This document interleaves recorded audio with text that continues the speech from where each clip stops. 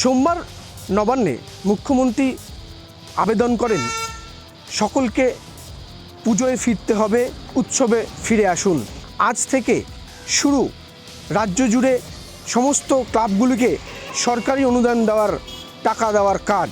আর সেই আবহে সরকারি অনুদান প্রত্যাখ্যান করল রানাঘাট চারের পল্লী স্পোর্টস অ্যান্ড কালচারাল অ্যাসোসিয়েশনের ক্লাব। তাদের প্রতিবাদ আরজিকর কাণ্ডে যে ঘটনা ঘটেছে তার প্রতিবাদ করতেই এই অনুদান তারা ফিরিয়ে দিয়েছেন।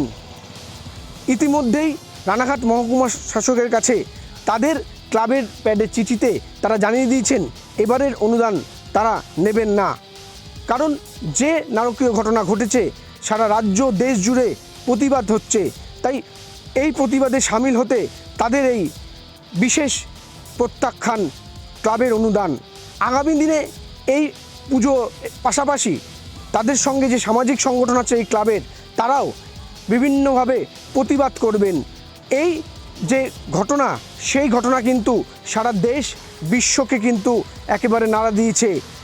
এখনও পর্যন্ত বিচার পায়নি তিলোত্তমা, তাই তার বিচারের দাবিতে এবং প্রতিবাদে এই অনুদান প্রত্যাখ্যান ক্লাবের। রানাঘাট থেকে সুমন মজুমদার, নিউজ টাইম।